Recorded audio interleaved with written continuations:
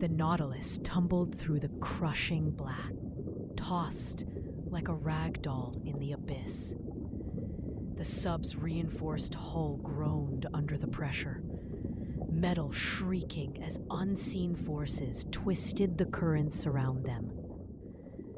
Evelyn gritted her teeth, gripping the armrests of her seat as the emergency lights painted the cabin in pulsing red.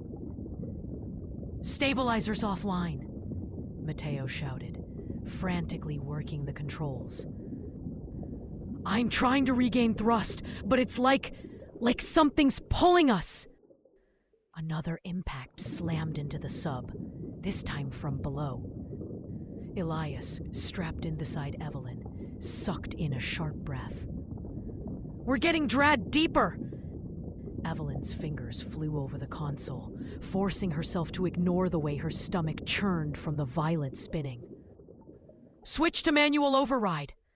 "I'm trying!" Matteo's voice cracked with panic. "Nothing's responding!" Then, through the swirling chaos, something appeared beyond the viewport. The structure, no longer distant. It loomed in front of them, impossibly close. Its surface pulsed with that same eerie glow, the symbols along its length now flickering erratically. Like a machine on the verge of failure, the force pulling them wasn't random. It was intentional. Then the clicking returned. Faster, sharper, and this time it wasn't alone. More sounds joined it, overlapping frequencies that scraped against their ears like something alive, something watching. Evelyn's breath hitched as the sub's lights flickered back on for a brief second, illuminating the water outside. And there, just beyond the glass, the abyss moved. A form, impossibly large, hovered in the dark, its shape shifting in ways her brain couldn't fully process. Not a single body, but many, writhing together in an unnatural rhythm. A mass of limbs, tentacles, no, appendages that weren't entirely physical, flickering in and out of existence like a mirage in the deep. And then it opened its eyes.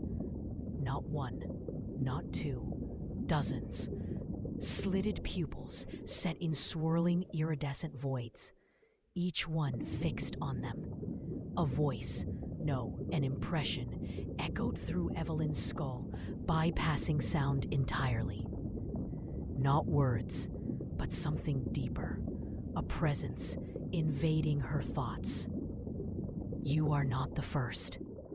The weight of the words crushed against her mind, forcing her breath out in a ragged gasp.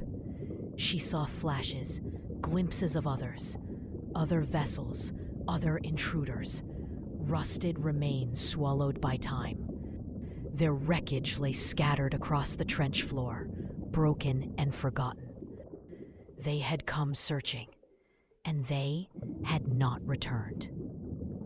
"We have to get out of here," Elias rasped, his voice shaking. "Evelyn, we have to go." Then the sub stopped. The force dragging them down suddenly ceased, leaving the Nautilus suspended in eerie stillness. Matteo choked back a breath, hands frozen over the controls. The thing outside didn't move. It was waiting. The symbols on the structure flared again, brighter than before. And in that moment, Evelyn understood. It wasn't just a monolith. It was a door. And something on the other side was about to open it.